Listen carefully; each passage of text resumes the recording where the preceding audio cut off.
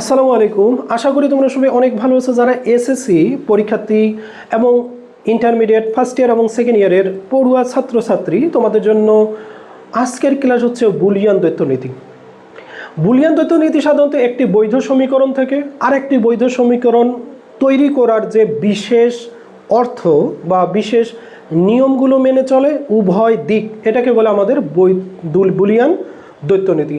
আর Boolean দ্বৈতনীতির ক্ষেত্রে and get এবং or গেটের মধ্যে বা অ্যান্ড গেট এবং অর গেটের যে অপারেশন রয়েছে, এই অপারেশনগুলো যখন সকল উপপাদ্য বৈধ নিয়ম নীতিগুলো মেনে চলে, তখন আমরা তাদেরকে বুলিয়ান দ্বৈতনীতি অর্থাৎ ডুয়াল প্রিন্সিপালিটি, অর্থাৎ আমাদের ডুয়াল সিটিজেনশিপ যেরকম আছে, আমি বাংলাদেশের নাগরিক প্লাস আমেরিকান নাগরিক, দুইটাতে আমি বৈধ এবং সকল সুযোগ সুবিধা রাষ্ট্রীয়গতভাবে একজন নাগরিক হিসেবে যেভাবে পাওয়ার আমি সেভাবেই পাই। ঠিক এরকমই বুলিয়ান দ্বৈতনীতি হচ্ছে যখন অর এবং অ্যান্ডের পারস্পরিক আমাদের পরিবর্তন হয়, ওই সময় বুলিয়ান যে সত্যসমূহ, বুলিয়ানের উপপাদ্যসমূহ মেনে চলে, তাকেই কিন্তু আমরা বুলিয়ান দ্বৈতনীতি বলি।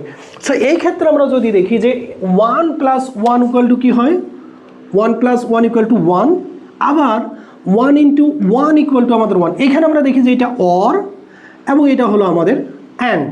এই অর এবং অ্যান্ডের পারস্পরিক যে বৈধ সমীকরণগুলো সকল উপপাদ্যই কিন্তু আমাদের মেনে চলে, যেমন 1 + 1 = 1, 1 × 1 = 1, দুইটাই আমাদের একই হচ্ছে। কিন্তু এখানে আমাদের লক্ষণীয় বিষয় হচ্ছে একটা হলো অর গেট, একটা হলো আমাদের কি অ্যান্ড গেট, অ্যান্ড অপারেশন। এবং পরবর্তী ক্ষেত্রে যদি আমরা দেখি 0 + 1 = 1 আর 1 + 0 = 1, এটা আমাদের দুইটাই একই রকম। 0-এর সাথে আমরা 1 যদি আমরা যোগ করি, সাধারণত 0 + 1 = 1 হয়, 1 + 0 = 1 হয়। এবং 0 × 1 = 0 আর 1 × 0 = 0। তো এখানে আমাদের পার্থক্য হলো অরের ক্ষেত্রে আমরা 1 পাচ্ছি এবং অ্যান্ডের ক্ষেত্রে আমরা কি পাচ্ছি, 0 পাচ্ছি। এই অরের ক্ষেত্রে 0 + 1 = 1, 1 + 0 = 1 পাচ্ছি। ঠিক এটা বিপরীতভাবে অ্যান্ড গেটের ক্ষেত্রে 0 × 1 = 0 আর 1 × 0 = 0। সো এটার ক্ষেত্রে আমরা কি বৈধ নীতি কীভাবে বলবো, যে এটা আমাদের বুলিয়ান দ্বৈতনীতি মেনে চলতেছে। সাধারণত আমরা জানি যে বুলিয়ান আলজেব্রার ক্ষেত্রে 0 থাকলে 1 হয়, 1 থাকলে কি হয়, 0 হয়। অর্থাৎ আমার যেটাতে 0 আসছে সেটা 1 হওয়ার সম্ভাবনা আছে, আবার যেটাতে আমাদের 1 আছে সেটা আবার 0 হওয়ার সম্ভাবনা আছে। সো এই ক্ষেত্রে আমরা বলতে পারি এটাও কিন্তু আমাদের বুলিয়ান সকল উপপাদ্য বৈধ মেনে চলছে।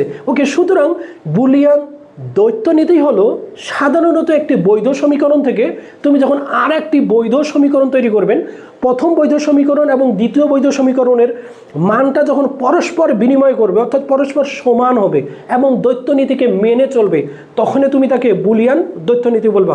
ওকে, দেখা হচ্ছে পরবর্তী ক্লাসে।